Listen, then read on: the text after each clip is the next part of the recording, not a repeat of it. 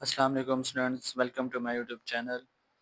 तो जैसे हमने से शुरू की हुई असिस्टेंट डायरेक्टर फिशरीज़ की, इसमें हमने ऑलरेडी 4 वीडियोस अपलोड कर दी हैं, तो काइंडली उनको वॉच कर लें, जिसमें हमने इंपॉर्टेंट बताया कि असिस्टेंट डायरेक्टर फिशरीज़ में कौन-कौन से इंपॉर्टेंट एमसीक्यूज़ हैं या कौन-कौन से इंपॉर्टेंट पोर्शंस में से एमसीक्यूज़ बन सकते हैं। तो फिश एनाटॉमी की हमने लास्ट वीडियो स्टार्ट की थी, उसमें आज एक सेकंड वीडियो है, तो इसमें हम देखते हैं। लास्ट वीडियो हमने जैसे stomach, gills, kidney, heart in सब के बारे में पढ़ लिया और इनके इम्पोर्टेंट जो टर्म्स या एमसीक्यूज थे उनको भी देख लिया था। आज हम पढ़ेंगे स्टमक के बारे में। Stomach is not present in all fishes. ये बहुत इंपॉर्टेंट एक टर्म है कि स्टमक जो होता है वो सब फिशेस के अंदर नहीं होता। Some herbivorous fishes like Cyprinidae, like rohu, lack a true stomach and have a straight intestine. Some herbivorous fishes. अब हर्बीवोरस फिशेस वो होती हैं जो प्लांट बेड्स पे अपनी डाइट रखते हैं, और इसमें आ जाती है राहू, जो इम्पोर्टेंट फिश है पाकिस्तान की। लैक ए ट्रू स्टमक, इसमें कोई ट्रू स्टमक नहीं होता। And have a straight intestine, एक स्ट्रेट इंटेस्टाइन होती है, स्टमक होता ही नहीं।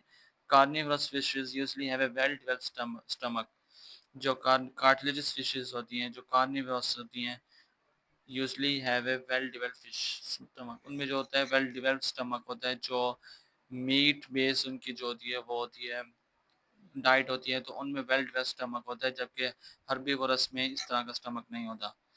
अच्छा, इसमें कुछ स्टमक की शेप्स होती हैं, जैसे कि एक सिंपल ट्यूबुलर, ये स्ट्रेट और स्लाइटली कर्व ट्यूब्ड होती है। या तो ये स्ट्रेट होगी बिल्कुल ऐसे, या एक स्लाइटली कर्व होगी इस तरह से। ये होता है कॉमन इंटीरोस्ट। उसके बाद है जे शेप्ड। जे शेप्ड में हमारे पास ये जे shaped stomach. Common predatory fishes allow longer food retention. ऐसी फिशेस, जे फिशेस स्टमक उनमें होता है, ऐसी फिशेस जो अपने अंदर फूड को ज़्यादा टाइम रिटेन करती हैं। और उसके बाद होता है U shaped. U shaped fish जो होता है स्टमक जो होता है वो होता है बॉनी फिशेस में। और वाई शेप जो होता है has out poaching, increase surface area for digestion, ये होता है स्लेमन एंड ट्राउट में। और एब्सेंट होता है not to stomach only intestine, ये राहु, कैटला, तिलापिया। तो इस तरह से जो राहु, कैटला, तिलापिया ये पाकिस्तान में ज़्यादा इंपॉर्टेंट है। तो ज़्यादा हमसे यही पीपीएससी में पूछते हैं कि जो ट्रू स्टमक है वो कौन सी फिश में नहीं होता।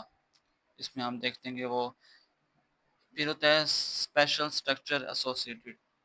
कुछ स्टमक के अंदर जो होता है वो स्पेशल स्ट्रक्चर होता है।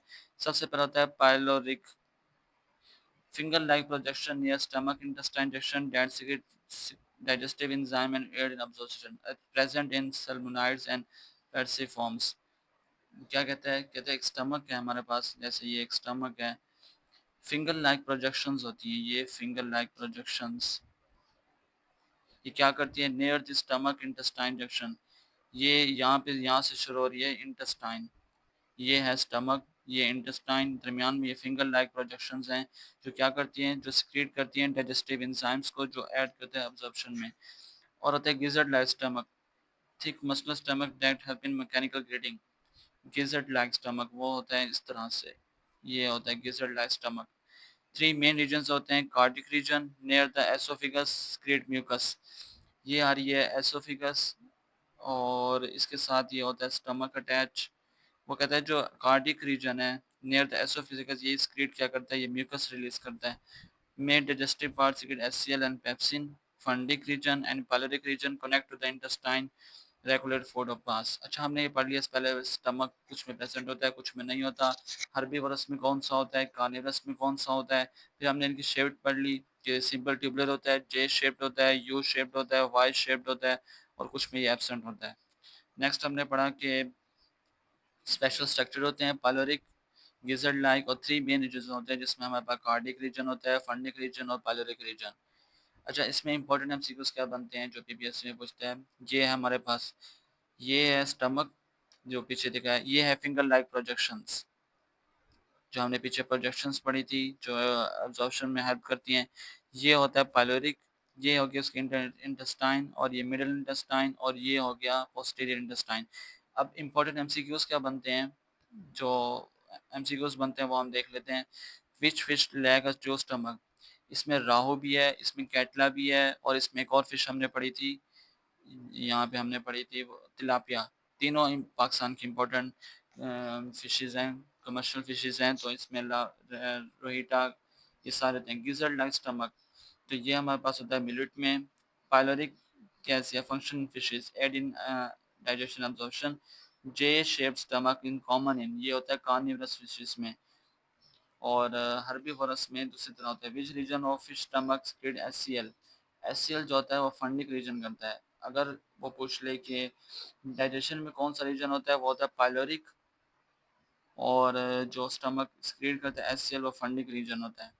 अच्छा, नेक्स्ट हमारे पास आ जाता है फिश सिस्टमैटिक्स। सबसे पहले हमें पता होना चाहिए कि टैक्सोनॉमी क्या होती है, कि हम किसी भी हम ये हमारे पास एक ऑर्गेनिजम्स है, लाइक ये हमारे पास ऑर्गेनिज्म है, इसकी हमने टैक्सोनॉमी करनी होती है कि ये कौन से किंगडम में है, कौन से क्लास में है, कौन से फाइलम में है। तब जाके हमें सिमिलैरिटीज़ पता लगती हैं कि ये इसके साथ मैच करता है, इसके साथ मैच करता है, या इसकी आगे डिवीजन है, या ये एक सिंगल स्पीशी है। तो इस तरह से टैक्सोनॉमी से हमें पता लगता है। इसे हम पढ़ लेते हैं। Taxonomy is a science of classification, identification, सबसे पहले क्लासिफिकेशन, उसकी आइडेंटिफिकेशन, नोमेनक्लेचर, उसका scientific name, and organisation of organism based on shared characteristics, कि उसके किस ऑर्गेनिज्म के साथ शेयर्ड कैरेक्टरिस्टिक्स हैं। इसमें कुछ ब्रांचेस होती हैं। अल्फा टैक्सोनॉमी, आइडेंटिफिकेशन, सबसे पहले उसकी आइडेंटिफिकेशन होती है, यहाँ हमने पढ़ा है। आइडेंटिफाई में आ जाता है अल्फा। और नेक्स्ट हमारे पास है beta, study of relationship and classification at high level, कि हाई लेवल जैसे हमारे पास किंगडम है, क्लास है, उसमें हम बीटा टैक्सोनॉमी कहते हैं। गैमा जो होता है evolutionary and ecological studies of taxa, कि वो एवोल्यूशनरी उसका क्या स्ट्रक्चर है, वो किस एवोल्यूशनरी, जैसे लाइक जैसे डायनासोर से फिर बर्ड्स है, बर्ड से फिर चिकन। तो एवोल्यूशनरी पर्पस, एवोल्यूशनरी रिलेशन क्या है उसका। न्यूमेरिकल, किस मैथमेटिकल मेथड्स।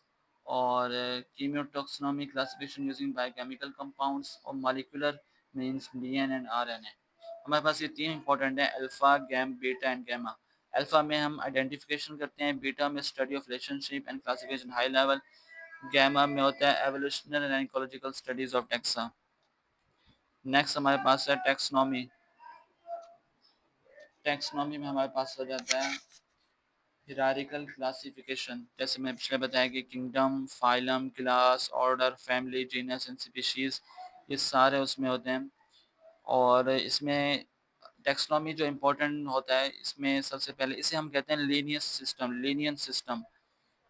कार्लियस लिनियस एक साइंटिस्ट नाम था जिसने ये मॉडर्न टैक्सोनॉमी इंट्रोड्यूस की थी बाय नोमेनक्लेचर, के किस एनिमल का कैरेक्टरिस्टिक्स किसके साथ मैच करती हैं on the basis of kingdom, class, phylum, species.